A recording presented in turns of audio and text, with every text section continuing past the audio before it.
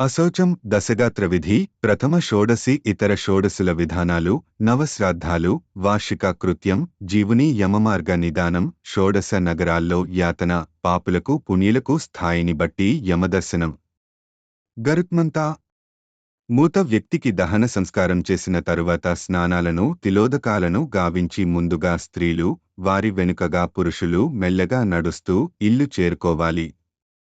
ద్వారం దగ్గరకొచ్చాక వేపాకు నమలి ఒక రాతిపై నిలబడి ఆచమనం చెయ్యాలి. ఇప్పుడిక పొంగుకు వచ్చే దుఃఖాన్నపనవసరము లేదు. ఇప్పటి నుండి పుత్రులకు పౌత్రులకు సగోత్రులకు 10 రాత్రుల దాకా అశౌచముంటుంది. దానికి సంబంధించిన కర్మలన్నిటినీ అందరూ చేయాలి. ఈ కాలంలో భోజన పదార్థాలను బయటి నుండి తెచ్చుకొని తినాలి. భార్యాభర్తలు రాత్రులందు వేర్వేరు గదుల్లో శయనించాలి. చప్పిడి కూడే తినాలి. బ్రహ్మచర్య వ్రతం కేవల శాకభక్షణం పృథ్వీసేనం తప్పనిసరి. శరీర స్పర్శ కూడా తప్పే. దానాలకు అధ్యయన కర్మలకు దూరంగా ఉండాలి. అంగమర్దనము తలంటి కూడదు. ఈ అశౌచ అవిధి కాలంగా చెప్పబడుతున్న కాలంలో మట్టిపాత్రలలో భోజనం చేయాలి. శక్తిని బట్టి 3 రోజులు ఉపవసించాలి. గరుడడిగిన మీదట అశౌచ సమయాన్ని లక్షణాదులను ఇలా చెప్పాడు స్వామి. ఈ అశౌచం శీఘ్రమే ముగియాలి. ఎందుకంటే ఈ కాలంలో మానవులు దాన అధ్యయనాది పుణ్యకార్యాలకు దూరమైపోతారు. సపిండులలో మరణ శౌచం 10 దినాల పాటు ఉంటుంది. పుత్రాదిక జన్మవేళల్లో కూడా ఇన్నాళ్ల అశౌచమే ఉంటుంది. మిగతా వివరాలన్నీ ఇదే పురాణంలో ఆచారకాండ 106, 107వ అధ్యాయాలలో చెప్పబడ్డాయి. ప్రేతజన్య అశౌచమున్న నాళ్లు మూత వ్యక్తికిచ్చు జలదానపు దోసిళ్లను రోజురోజుకు పెంచుకుంటూ పోవాలి. 3 రోజుల అశౌచంలో 10 జలాంజలు లివ్వాలి. తొలి రోజు 3, మలిరోజు 4, తుది రోజు 3 ఇవ్వాలి. శతాంజలి జల దానక్రియ కూడా లేకపోలేదు. ఆ పద్ధతిలో 30, 40, 30 ఇస్తారు. పితృక్రియలన్నిటికీ ముఖ్యాధికారి పుత్రుడే. ఈ ప్రేత శ్రాద్ధంలో పాలనుగాని నీళ్లనుగాని పిండంపై చిలకరించుట, పుష్పధూపాదులతో దానిని పూజించుటేను పనులను మంత్రాలు లేకుండానే చేయాలి. 10వ రోజు కేశ, శ్మశ్రు, నఖ, వస్త్రాలను పరిత్యజించి ఊరి వెలుపల స్నానం చేయాలి. వర్ణాల వారీగా క్రమంగా జలం, వాహనం, కొరడ, కర్రలను స్పృశించి పవిత్రులు కావాలి. మృతునికన్న చిన్నవారు సపిండులు శిరోముండనం చేయించుకోవాలి. అంత్యకర్మ దీపక గ్రంథం పేజీ 40 టిప్పణిలో మృతులకన్నా చిన్నవారే తల గురిగించుకోవాలని చెప్పబడింది. కాని భారతదేశంలో పలు గ్రామాలలో మరణం వల్ల దుఃఖితులైన ఋషులందరూ వృద్ధులతో సహా శిరోముండనం చేయించుకునే సంప్రదాయముంది. 6 ఆపై పిండ దానాలు చేసి షోడశీ కర్మను ముగించాలి. దీనిని మలిన షోడశీ కర్మ అంటారు. దీనిని మృతి పిమ్మటి 10 దినాలలోనే ముగించాలి. పుత్రాదులు ఈ 10 రోజులు ఇచ్చే పిండదానాలను 4 భాగాలుగా విభజించి తొలి 2 భాగాలను ఆతివాహిక శరీరానికి, 3వ దానిని యమదూతలకు, 4వ భాగాన్ని మృతకునికి ఇచ్చి వారిని తృప్తి పనచాలి. 9 దినాలు 9 రాత్రులు గడిచేసరికి మృతి చెందిన వ్యక్తికి అన్ని అంగాలు మరల నేర్పడి ఆకలి దప్పులు కలుగుతాయి. ఇలా అహోరాత్రేస్తు నవభిర్దేహో నిష్పత్తి మాప్న్యుతాత్ శిరస్త్యాదేన పిండేన ప్రేతస్య క్రియతే తథా ద్వితీయేన తు కర్ణాక్షి నాసికం తు సమాసతః గలాం సభుజవక్షశ్చ తృతీయేన తథా క్రమాత్ చతుర్థేన చ పిండేన నాభి లింగగుదం తథా జానుజంఘం తథా పాదౌ పంచమేనకు సర్వదా సర్వమర్మాణి షష్ఠేన సప్తమేన తు నాడయః దంతలో మాన్యష్టమేన వీర్యం తు నవమేన చ దశమేన తు పూర్ణత్వం తృప్తతా క్షుద్విపర్యయః కశ్యపాత్మజా. ఇక మధ్యమ షోడశీ విధిని వర్ణిస్తాను విను. విష్ణువును దృష్టిలో పెట్టుకుని 11 శ్రాద్ధాలను 5 దేవశ్రాద్ధాలను పెట్టాలి. వీటికే మధ్యమ షోడశి అని పేరు. ప్రేత మంగళం కోసం నారాయణ బలి చేసిన సందర్భంలోనే 11వ రోజు షోడశినిచ్చి వృషోత్సర్గము చేయాలి. వృషోత్సర్గం దూడనుగాని ఎద్దునుగాని దానమిచ్చుట లేదా వదిలివేయుట ఏ జీవి కొరకే చేయబడదో ఆ జీవికి ప్రేతత్వం నుండి ముక్తి లభింపదు. తరువాత ఏం చేసినా లాభం లేదు.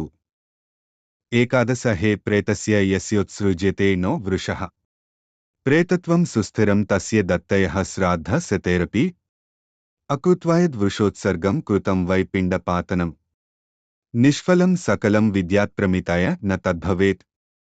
ఏ సందర్భంలోనైనా ఈ పృథ్వీపై ప్రేతకల్యాణ సామర్థ్యం వృషోత్సర్గానికున్నంత ఇక దేనికీ లేదు. కాబట్టి మూతుల తరపున ఎవరో ఒకరు ఈ పనిని చేయాలి. 11వ రోజు మూతులు జీవించి యుండిన కాలంలో నెక్కువగా ఇష్టపడిన పదార్థాలను చేసి శ్రాద్ధకర్మను చేయడం మంచిది. అలాగే మూతులనుద్దేశించి శయ్యను గోవుని దానం చెయ్యాలి. బ్రాహ్మణులకి భోజనాలు పెట్టి మంచి నీళ్ళిస్తే మూతునికి ఆకలి దాహము దూరమవుతాయి. ఇక తృతీయ లేదా ఉత్తమ షోడశి శ్రాద్ధాలను 12 మాసాలలో 12 పిండాలుగా ఊనమాసిక, త్రిపాక్షిక, ఊనషాన్మంసిక, ఊనాబ్దిక సమయాలలో పెట్టాలి. 12వ రోజు 3 పక్షాలు 6 నెలలు లేదా సంవత్సరాంతమునాడు మూతులనుద్దేశించి సపిండీకరణ చేయాలి. మూతులకు 11వ లేదా 12వ తిథినాడు ఆద్య శ్రాద్ధమును పెట్టాలి. ప్రతి మాసమున శ్రాద్ధము ఆ మాసపు మూత తిథిలో పెట్టాలి. మాస అరవ మాస సాంవత్సరికాలను 2-3 రోజుల ముందే పెట్టాలి. అవే ఊన షాన్ ఆబ్దికాలు. సపిండీకరణాన్ని ఏడాది పూర్తయినాక లేదా 6 నెలలైనాక చేయాలి. వివాహాది మంగళకార్యాలు ఆయా తిథుల్లో పడితే సపిండీకరణాన్ని త్రిపక్షం రోజులు అనగా 45 రోజులకు గాని 12 రోజులకు గాని చేయవచ్చును. అన్నిటికన్నా 12 రోజుల నాడు చేయడమే ఉత్తమం. సపిండీకరణ శ్రాద్ధాన్ని ఏకోద్దిష్ట విధానాన్ననుసరించి చేయాలి. 4 కుండలను తీసుకుని తిలలు, గంధము, నీరు అన్నిటిలో పోసి నింపి ఒక పాత్రను ప్రేతానికి, 3 పితృగణాలకి కేటాయించాలి. ప్రేతపాత్రలోని జలాన్ని పితృపాత్రలపై చిలకరించాలి. 4 పిండాలను పెట్టి ఒక పిండాన్ని మృతునికి లేదా మృతురాలికి అని అంకితం చేసి దానిని 3 భాగాలుగా చేసి వాటిని పితృపిండాలు 3తో కలిపేయాలి. అప్పటినుండి ఆ ప్రేతం పితృగణ రూపాన్ని ధరించి పితరులలో కలిసిపోతుంది. ఇక పితృకార్యాలన్నిటికీ పితామహులతో సహా ఈ మృత వ్యక్తిని కూడా పూజించాలి. ఆలుమగలోకే రోజు మరణిస్తే ఆ స్త్రీకి సపిండీకరణమసరము లేదు. ఇతర శ్రాద్ధ కార్యాలను మాత్రం చేయాలి. ఇక నవశ్రాద్ధాలెప్పుడెప్పుడు పెట్టాలంటే మృత్యుదినం నాడు మృతస్థానంలో మొదటి శ్రాద్ధాన్ని పెట్టాలి. శ్మశానానికి తీసుకెళ్తూ దారిలో నొకచోట ఆగుట, శవాన్ని దింపుట జరుగుతాయి కదా, అచ్చోట 2వ శ్రాద్ధాన్ని పెట్టాలి. 3వదాన్ని అస్థి సంచయన స్థానంలో పెట్టాలి. తరువాత 5వ, 7వ నుండి వరుసగా 11వ రోజుల్లో శ్రాద్ధాలు పెట్టాలి. ఇవి మొత్తం 9 కాబట్టి వీటిని నవశ్రాద్ధాలంటారు. వీటినే తృతీయ షోడశి అని కూడా అంటారు. వీటిని ఏకోద్దిష్ట శ్రాద్ధ పద్ధతిలోనే పెట్టాలి. నిజానికి బేసి రోజుల్లో మొదటి నుండి 11వ రోజుదాకా పెట్టే 6 శ్రాద్ధాలనే నవశ్రాద్ధాలంటారు. 16 సంఖ్య, నవసంఖ్య వాటిలో అదనంగా చేయు కర్మల వల్ల సాధింపబడుతుంది. ఈ విషయంలో ఋషులలో మత భేదాలున్నాయి. ఎవరి సంప్రదాయాన్ని వారు అనుసరించాలి. మొదటి, 2వ శ్రాద్ధాలకు ఒకే పవిత్రకాన్నివ్వాలి. బ్రాహ్మణులు భోజనం చేసిన తరువాత పిండదానాన్నివ్వడం ఉచితం. ఇది సపాక్షిక శ్రాద్ధ విధిలో కనిపిస్తుంది. యజమానుడు బ్రాహ్మణుని మీరు ప్రసన్నులైనారు కదా అని అడగాలి. ఆయన మనఃపూర్వకంగా మేము నీ సేవల పట్ల ప్రసన్నులైనాము, మీ మృత స్వజనులకు అక్షయ లోకాలు ప్రాప్తించాలి అని వక్కాణిస్తేనే శ్రాద్ధం సఫలమైనట్లు అనుకోవాలి. ఇక ఏడాది పర్యంతం జరగవలసిన ఏకోద్దిష్ట శ్రాద్ధాలెలా ఉండాలో విను. సపిండీకరణం తరువాత జరుగు 16 శ్రాద్ధాలను ఏకోద్దిష్ట విధానంలోనే పెట్టాలి. అయితే పార్వణ శ్రాద్ధంలో ఆ నియమం మారుతుంది. ప్రత్యబ్ద సాంవత్సరిక శ్రాద్ధాలెలా చేస్తారో ఆ 16టిని కూడా అలాగే చేయాలి. 11వ, 12వ దినాల్లో పెట్టే శ్రాద్ధాలకు ప్రేతమే స్వయంగా వచ్చి భోంచేయడం జరుగుతుంది. కాబట్టి మూత వ్యక్తి పేరునుచ్చరిస్తూ ఇది వారికే అంటూ పిండం పెడతారు. సపిండీకరణ తరువాత ప్రేతశబ్ద ప్రయోగముండదు. అంతవరకిచ్చు ధూప దీపాన్న వస్త్ర జలాదులకు ఇతర వస్తు దానాలకు ప్రేత శబ్దాన్ని వాడతారు. ఓయి అరుణానుజ ఇప్పుడు జీవులు యమరాజును చేరు మార్గవర్ణనను విను. 13వ నాటి శ్రాద్ధ కృత్యం గరుడ పురాణ శ్రవణం తరువాత జీవుడు యమదూతల వెంట పాములవాడికి దొరికిన పాములాగా గారడివాడు పట్టుకున్న కోతిలాగా ఒంటరిగా విచారంగా బయల్దేరతాడు. తరువాత వాయు ప్రేరితుడై రెండవ శరీరంలో ప్రవేశిస్తాడు. ఈ శరీరం అపరకర్మను అంతవరకు చేసినవాని శ్రద్ధను బట్టి జీవి చేసిన కర్మను బట్టి ఉంటుంది. మధ్యలోకం నుండి యమలోకం 86,000 యోజనాల దూరంలో ఉంది. జీవి రోజుకి 247 యోజనాలు అర్ధకోసు దూరం ప్రయాణించాలి. ఇలా ఈ యాత్ర 348 రోజుల పాటు సాగుతుంది. ఈ యాత్ర అందరు జీవులకి ఒకేలా జరగదు.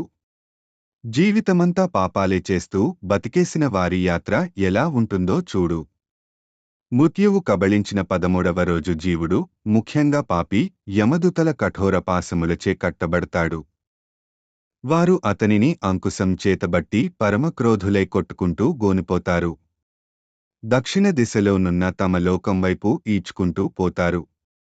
దారిలో పిచ్చి మొక్కలు, తీగెలు, ముళ్ళు, వెదుళ్ళు, మేకులు, గూటాలు, వీటి మొనలు భూమిపైకి వచ్చేలా పాతబడి ఉంటాయి. సూదిగా మొనదేలియున్న రాళ్ళు అదేదో సర్వాంతర్యామిలాగా ఉండి అడుగు కొక్కటిగా కాళ్లకు కన్నాలు పెడుతుంటాయి.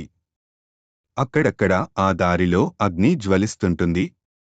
అక్కడక్కడ నేల పెనుబిటలతో దాట శక్యం కాకుండా ఉంటుంది. యమదూతలనివేవీ బాధించవు. అందుచేత వారు ఈ పాపిని వీటన్నిటి మధ్య నుండి ఈడ్చుకుంటూ పోతూనే ఉంటారు. సూర్యుడు కిరణాలకు బదులు వీరిపై చంద్రనిప్పులు కురిపిస్తున్నట్లు మండుతుంటాడు. ఇంత వేడిలో కూడా ఈగలంతేసి దోమలు పాపి శరీరంపై సందు లేకుండా కుడుతుంటాయి.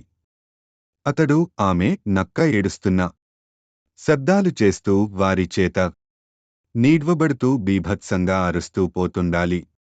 ఒక పక్క శరీరం కాలి బొబ్బలెక్కిపోతుంటే, మరొక వంక వెదుళ్ల బారిన పడి ఒళ్ళు చీరుకుపోతుంటే, వేరొక వైపు కాళ్ల, అరికాళ్ల లో దిగిన ముళ్ళు, మేకులు, గుణపాలు తొడల దాకా దూసుకుపోతుంటే కనీసం ఆగి తన శరీరానికే మేరకు నష్టం వాటిల్లిందో చూసుకునే వారుకూడా ఏకుండా యమదూత లీడ్చుకుపోతుంటే ఆ పాపి గోల అక్షరాల అరణ్యరోదనే అవుతుంది. ఘోరమైన పాపాలను చేసినవాని శరీరాన్ని తోడేళ్లు అక్కడక్కడ రుచి చూస్తుంటాయి. అయినా శరీరం తగ్గదు.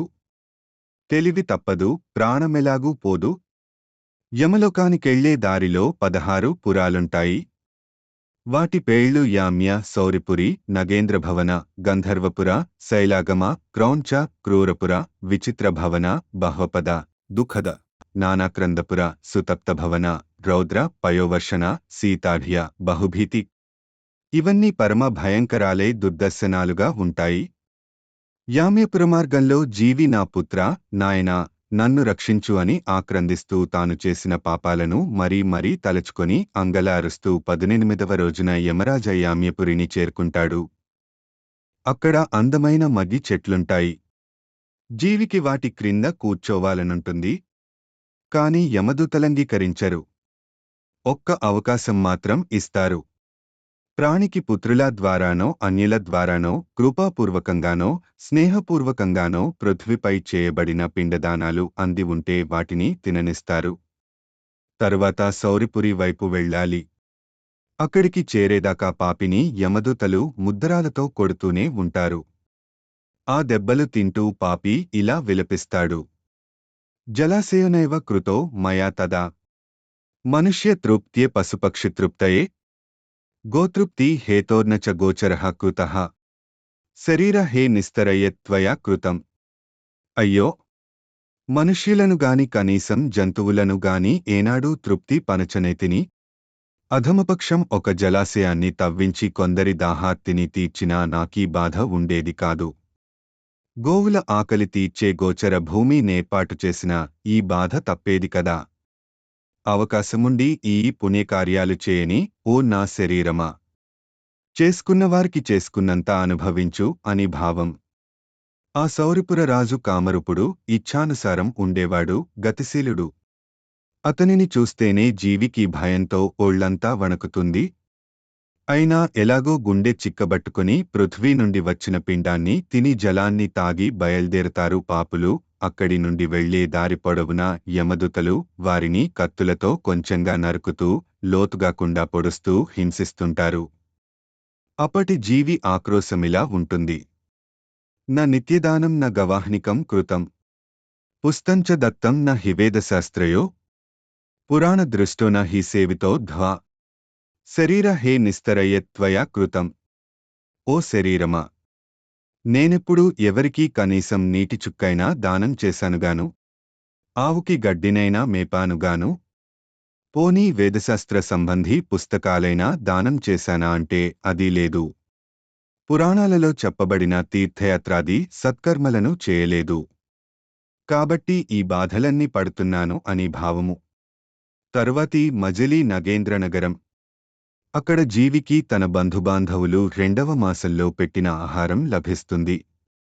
మరల బయలుదేరిన పాపులను యమదూతలు కత్తిపిడులతో పొడుస్తూ తోలుకు పోతుంటారు. ఆ సమయంలో జీవి ఇలా ఆక్రందిస్తాడు. పరాధీనమభూత్ సర్వం మమ మూర్ఖ శిరోమణేః మహతా పుణ్యయోగేన మానుష్యం లబ్ధవానహం. ఎన్నో జన్మల ఎన్నో పుణ్యాల ఫలం మానవ జన్మ. ఆ జన్మలో కూడా పుణ్యాలు చేసినా కనీసం పాపాలు చేయకున్నా నా యమమార్గయాత్ర ఇంత దారుణంగా ఉండేది కాదు కదా అని భావం. ఇలా విలపిస్తూ జీవి 3వ నెల పూర్తయ్యేసరికి గంధర్వ నగరాన్ని చేరుకుంటాడు. అక్కడ తనవారు పెట్టిన 3వ మాసిక పిండాన్ని తిని మరల బయల్దేరతాడు. మార్గంలో యమదూతలి పాపులను కత్తి మొనలతో పొడుస్తూ తోలుకెడతారు. క్రింద ముళ్ళు రాళ్ళు, మధ్యలో కత్తి మొన, పైనుండి ప్రచండ భానుని పెనువేడి కిరణాల సూదులు గుచ్చుకుంటూ ఉంటే చేసిన పాపాలు గుర్తుకొస్తుంటే చేయని పుణ్యాలను తలుచుకుంటూ పాపులిలా ఎలుగెత్తి రోదిస్తారు. మయాన దత్తం న హుతం హుతాసనే తపో న తప్తం హిమశైల గహ్వరే న సేవితం గాంగమహో మహాజలం శరీర హే నిస్తరయత్వయా కృతం. ఓ శరీరమా, మనకీ బాధలెందుకు తప్పడం లేదు, కనీసం తగ్గడం లేదు అంటే నేనేనాడు ఎవరికీ ఏ దానమూ చేయలేదు. పోనీ అగ్నిలో పూజలో భాగంగా ఆహుతులైనా వ్రేల్చలేదు. ఏ హిమాలయ గుహలలోకో పోయి తపస్సైనా చేసేనా అంటే అదీ లేదు. కనీసం గంగాజల సేవనమైనా చేయలేదు. ఇంకెన్ని పన్నములున్నవో ఏమో.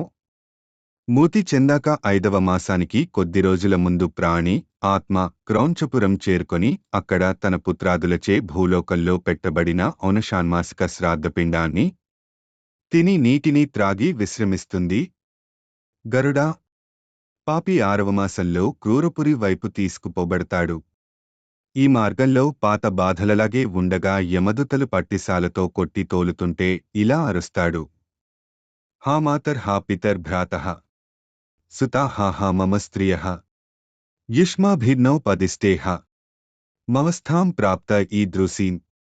ఓ మాతాపితలారా, బంధు బాంధవులారా, మీరు నాకెందుకు చెప్పలేదు మంచి పనులే చేయాలని?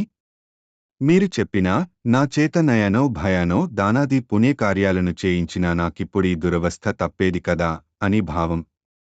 అప్పుడు యమదూతలిలా అంటారు. ఓ మూర్ఖజీవుడా, ఇంకెక్కడి తల్లి, ఎవరా తండ్రి, ఏరా పుత్రమిత్ర బాంధవ స్త్రీలు? నీవొక్కడివే నీవు చేసిన పాపాల ఫలాన్ననుభవిస్తూ వస్తున్నావు. ఏ శక్తి ఈ మార్గంలో వస్తున్నవారిని కాపాడలేదు.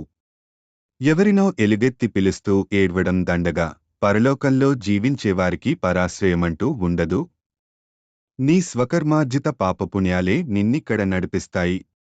ఇక్కడ నీ అధికారం పనిచేయదు. క్రయ విక్రయాలుగాని పలుకుబడులుగాని ఇక్కడ సుఖసాధకాలు కావు. ఇలా అదిలిస్తూ శూలాలతో పొడుస్తూ విచిత్ర నగరం వైపు గొని పోబడుతున్నప్పుడు జీవి ఇలా గోలెడతాడు. కుత్రయామి నహిగామి జీవితం హా మూతస్య మరణం పునర్నవై. అయ్యో, ఈ నా బాధలు భరించలేకున్నాను. చచ్చాననుకున్నాను గాని బతికే ఉంటానని, ఈ బతుక్కి చావే లేదని ఇప్పుడు తెలుస్తోంది. ఇలా విలపిస్తూనే వారు విచిత్రనగరంలోకి వెళతారు. అక్కడ విచిత్రుడను పేరు గల రాజుంటాడు. జీవులు షాన్మాసిక పిండాల నారగించి మరో నగరి వైపు లాక్కుపోబడతారు. దారిలో యమదూతల చేతి దెబ్బలను తింటూ విపరీతంగా భయపడిపోయి అతి కష్టం మీద ముందుకి పోతూ ఇలా విలపిస్తారు. మాతాభ్రాతా పితాపుత్రః కోపి మే వర్తతే నవా యో మాముద్ధరతే పాపం పతంతం దుఃఖసాగరే. అమ్మనాన్నలారా, అన్నదమ్ములారా, పుత్రులారా, నన్ని దుఃఖసాగరం నుండి ఎవరూ ఉద్ధరించలేరా అని ఏడుస్తూ ఆ జీవి అలా సాగుతూనే ఉంటుంది. ఇక్కడ వైతరణి అనుపేరు గల ఒక నది తగులుతుంది. దాని వెడల్పు 100 యోజనాలు. అది చీముతో రక్తంతో నిండి ఉంటుంది. వీరక్కడికి చేరగానే అక్కడి నౌకాధిపతి అయిన నావికుడు, ప్రతి జీవిని నీవు వైతరణి నామక గోవును దానం చేశావా? అలాగైతే వచ్చి కూర్చో. నావలో ఆసీనుడవై సుఖంగా ఈ నదిని దాటిపోదువుగాని అని అడిగి చెప్పి ఎక్కించుకుంటాడు. ఆ దానం చేయనివారిని పడవెక్కనివ్వడు. అలాగని తీరానా ఉండనివ్వడు. వారి చేతులను పట్టుకొని తాను నావలో నుండే ఈడ్చుకుపోతాడు. ఆ నదిలో నీడ్వబడుతున్న వారిని సూది ముక్కులున్న పరమ బలిష్టములైన కాకులు, కొంగలు అందిన చోటల్లా పొడుచుకు తింటుంటాయి. గుడ్లగూబలు కూడా అందిన కాడికి నమలుతుంటాయి. అన్ని బాధల నడుమ ఆ జీవి పాపిష్ఠి ప్రయాణం అలా కొనసాగుతూనే ఉంటుంది. ఇక వైతరణి గోవును దానం చేసి తత్ఫలితంగా పడవనెక్కిన వారికి నరకాని కెళ్లే బాధ తప్పుతుంది. విష్ణు దూతలు నావలోకే వచ్చి వారిని విమానమెక్కించి తమ లోకానికి గొనిపోతారు. మనుజానాం హితం దానమంతే వైతరణీ ఖగా దత్తా పాపం దహేత్ సర్వం మమలోకం తు సానయేత్. 7వ మాసం వచ్చేసరికి జీవి బహ్వాపద అనే పురంలో ప్రవేశిస్తాడు. భూలోకంలో పెట్టబడే సప్తమాసిక పిండాన్ని నీటిని సేవించి మరల బయలుదేరతాడు. యమదూతలు పెద్ద పెద్ద పరిఘలను పెట్టి కొడుతూ తోలుకుపోతుంటే ఇలా అంగలారుస్తాడు. న దత్తం న హుతం తప్తం న స్నాతం నకుతం హితం. యాదృశం చరితం కర్మమూఢాత్మన్ భుక్ష్వతాదృశం. ఓ శరీరమా! నేనేనాడు దాన ఆహుతి, తప, తీర్థస్నాన, పరోపకారాది సత్కార్యాలలో నొకటి చేయలేదు. మూర్ఖుని వలె బతికేశాను. ఇప్పుడనుభవిస్తున్నాను. గరుడా! తదనంతరం ఆ జీవి 8వ మాసంలో దుఃఖదపురాన్ని చేరుకుంటాడు. ఇక్కడ తన స్వజనులు పెట్టిన అష్టమాసిక పిండజలాలను పుచ్చుకొని నానక్రందమనే పురానికి బయల్దెరతాడు. మార్గంలో యమదూతల ముసలాఘాతాల పాలబడి ఇలా పలవిస్తాడు. క్వజాయచటులైశ్చాటు పటుభిర్వచ నైర్మమ. భోజనం వల్ల భల్లభల్లీ భిర్ముసలైశ్చ క్వమారణం. హా హతవిధి! ఒకప్పుడు కదిలే కన్నులతోనే కథలు చెప్తూ నన్ను కీర్తిస్తూ చక్కని మాటలాడుతూ నా భార్య పెట్టే భోజనాన్ని తినేవాడిని. ఇప్పుడు యమదూతలు కటువైన మాటలాడుతూ పెట్టే బల్లెపు పోటులను తింటున్నాను. ముసలాల దెబ్బలను తింటున్నాను. అయ్యో! అని భావం. ఇలా విలపిస్తూనే జీవి 9వ నెలలో నానక్రందపురాన్ని చేరుకుంటాడు. తరువాత పుత్రుని ద్వారా పెట్టబడిన మాసిక పిండాన్ని తిని నానావిధాల ఆక్రందనలను వినిపిస్తూనే సుప్తభవనమనే చోటికి 10వ మాసంలో చేరుకుంటాడు. అక్కడి దెబ్బలకు ఇలా విలపిస్తాడు. క్వ సూను పేసలకరయః పాద సంవాహనం మమ. క్వ దూత వజ్రప్రతిమ కరైర్మత్పదకర్షణం. అకట పుత్రులు తమ చేతులతో మృదువుగా నా కాళ్ళు పడుతుంటే అలసటను మరిచి నిద్రలోకి జారుకునేవాడను. ఇక్కడ వజ్రకఠినములైన చేతులతో నన్ను లాక్కుపోతుంటే ఈడ్వబడుతున్నాను. ఆ బతుకేడా! ఈ చావేడా! 10వ నెలలో అక్కడే పిండజలాలను సేవించి ప్రయాణిస్తూ 11వ నెలలో జీవి రౌద్రపురాన్ని చేరుకుంటాడు. యమదూతలు విసుగు విరామం లేకుండా వీపుపై బాదుతూనే ఉంటారు. అప్పుడిలా ఏడుస్తూ పెడబొబ్బలు పెడతాడు. క్వాహం సతులిసేనే పరివర్తన్ క్షణే క్షణే. భటహస్త భ్రష్టయష్టి కృష్టపృష్టః క్వవా పునః. ఒకనాడు పట్టు పరుపులు పరుపబడిన అత్యంత కోమలమైన గద్దెపై ఒత్తిగిలుతూ దిశ మారుస్తూ ఆనందించేవాడిని. ఈనాడు ఈ దెబ్బలు పడలేక ఒత్తిగలవలసి వస్తోంది. అయ్యో ఆ బతుకేడా! ఈ చావేడా! పక్షీంద్ర! తరువాత జీవిని మరల పిండోదకాలు పుచ్చుకోనిచ్చి యమదూతలు పయోవర్షణమను నగరి వైపు ఈడ్చుకుపోతారు. దారిలో పాపిని చిన్న చిన్న గొడ్డళ్లతో నెత్తిపై మోదుతుంటారు. అప్పుడు జీవి తన పాత సుఖజీవనంతో ఈ బాధామయ జీవనాన్ని మరొకసారి పోల్చుకొని ఇలా దురపిల్లుతాడు. క్వ భృత్య కోమల కరైర్గంధ తైలావసేచనం. క్వ కీనాసానుగయః క్రోధాత్ కుఠారే శిరసి వ్యథ. అయ్యో నా కర్మమా! ఒకప్పుడీ తలపై తీయని తలపుల ఊరించే చిరునవ్వుల జల్లుల మధ్య కోమలాంగులైన పరిచారికలు సుగంధాలను వెదజల్లే తైలాలతో మర్దన చేసేవారు. అటువంటి తలపై నేడి కఠోర మనస్కులైన యమదూతలు వికటాట్టహాసాలు చేస్తూ గొడ్డళ్లతో మోదుతున్నారు. ఆ బతుకెక్కడా? ఈ చావెక్కడా?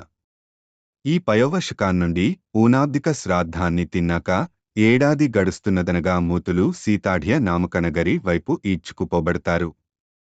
దారిలో యమదూతలు పాపాత్ముని నాలుకను కత్తులతో కొద్ది కొద్దిగా నరుకుతుంటారు.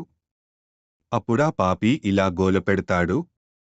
ప్రియాలపయః క్వచ రసమధురత్వస్య వర్ణనం. ఉక్తమాత్రే సిపత్రాది జిహ్వాచ్ఛేదః క్వచేవహి. అయ్యయ్యో! ఒకనాడు నా చక్కని చల్లని కబుర్లు విని ఈ నాలుక రసాభీచిత బంధమని లోకులు ప్రశంసించేవారు. నేడదే షడ్రసాలను రుచులను మాటతేటలను అనుభవించిన నాలుక నీ ముష్కరులు తెగగోస్తున్నారు కదా! అట్టి బతుకేడా? ఇట్టి చావేడా? ఒకటి మాత్రం నిజం. ఆ బతుకక్కడా? ఈ చావిక్కడా? అనంతరం అదే నగరంలో ఆ ముతకులు వార్షిక పిండోదకాలను శ్రాద్ధంలో పెట్టబడిన అన్య పదార్థాలను సేవించి తమ శరీరాలు మారి పిండజ శరీరంలో ప్రవేశించి బహుభీతి అనే నగరాన్ని చేరుకుంటారు. ఆ మార్గంలో పాపి తన పాపాలన్నీ గుర్తుకు రాగా తనను తానే నిందించుకుంటాడు. కొద్దికాలంలోనే యమపురిని చేరుకుంటాడు.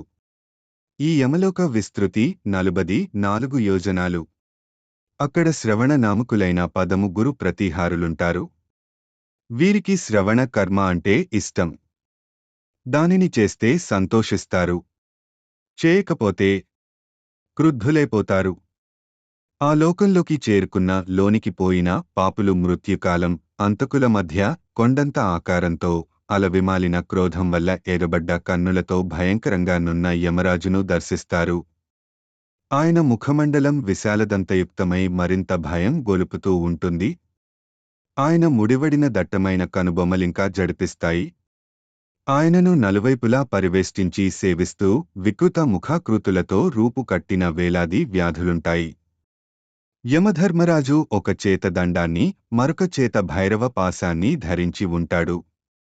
యముని వద్ద శ్రవణలనే వారుంటారు. వీరు బ్రహ్మపుత్రులు.